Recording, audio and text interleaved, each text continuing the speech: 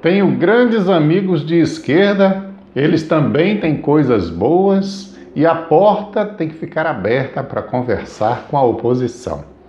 Essas 3 declarações foram dadas pelo general Mourão, vice-presidente eleito na chapa de Jair Bolsonaro, no programa É Notícia, na Rede TV.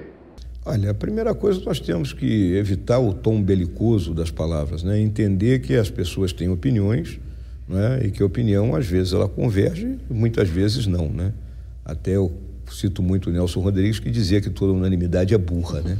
Então, é óbvio, não pode haver a unanimidade. Então, respeitar a opinião alheia. Eu acho que a primeira coisa que tem que acontecer aqui no país é que se 2 pessoas sentarem para discutir, bom, eu gosto de A, você gosta de B, bom, meus argumentos são esses, teus são esses, te convenci? Não, não me convenceu. Tá bom, mais um chopp e vamos mudar de assunto, né? Eu acho que a gente tem que começar a baixar o tom do discurso, né? E falar para toda a população, né? A população, ela vai ser conduzida pela gente. Nós temos que levar para esse lado aqui no Brasil. E o governo vai dar o exemplo nesse sentido também? Sempre. O governo não está aqui para perseguir ninguém. O governo está para realizar as reformas que o Brasil necessita e nós sairmos do atoleiro em que fomos colocados. Como é que vai ser isso no dia a dia do governo? Porque a oposição é como o senhor disse, existe, as divergências existem. Sim, o que acontece? Uma oposição, digamos assim, propositiva, que eu acho que é o fundamental na oposição, né? Que ela seja propositiva e não faça oposição para oposição, ser aquela criança birrenta, né? Não quero, não quero, não quero. Não pode ser assim, né? Eu acho que, bom, essa medida aí pode ser melhorada assim, assim, assado. Essa aqui nós somos contrários por isso, por isso, por isso. Ou seja, com argumentos. E não por isso simplesmente, não, vou trancar a pauta porque eu não gosto do Bolsonaro.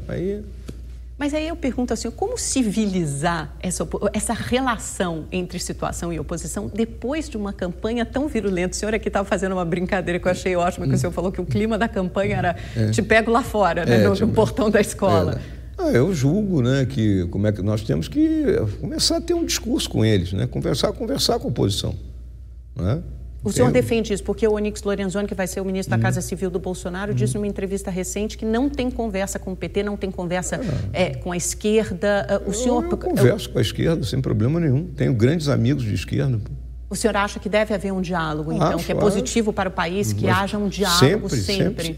Nós não somos, aqui nós não estamos em guerra, nada. Então o senhor acha que a porta do governo Bolsonaro está aberta para a esquerda, está aberta para o PT? Tem que ficar aberta, tem que ficar aberta. Eles têm que apresentar as demandas dele, as ideias dele, não somos só nós que estamos certos, eles também têm seu lado certo. Cometeram inúmeros erros, não reconhecem, mas tem algumas coisas boas. Como o quê? Eles têm uma preocupação com a área social, né, uma preocupação legítima, né, que eu acho interessante.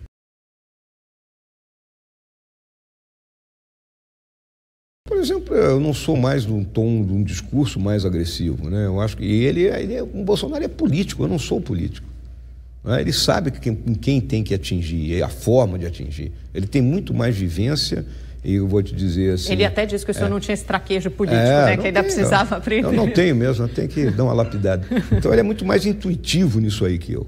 Então não é uma questão de discordância, a questão é que a intuição dele é uma e a minha é outra. O senhor acha que o discurso dele é mais agressivo do que o seu? Porque é a forma dele de fazer política.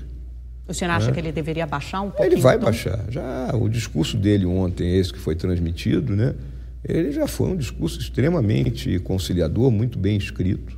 Eu gostei muito. Muito bem, esse é o tom de conciliação que o Brasil precisa e que cabe principalmente aos vencedores da eleição. Agora, pelo menos em termos de discursos, a gente já tem 2. O do presidente, mais belicoso, e o do vice, mais conciliador. Falta ver qual vai ser a prática do governo, né? Quando assumir o poder, ou mesmo antes, porque efetivamente o governo já começa a se articular e a tomar decisões ainda em novembro e dezembro. A guerra, em tese, não interessa para ninguém, nem para a oposição, nem para o governo. As coisas têm que se dar dentro do campo da normalidade política e se o Brasil pegar fogo, não é bom nem para governar, nem para ganhar dinheiro, como estão ansiosos e otimistas os eleitores de Bolsonaro e principalmente os apoiadores de Bolsonaro.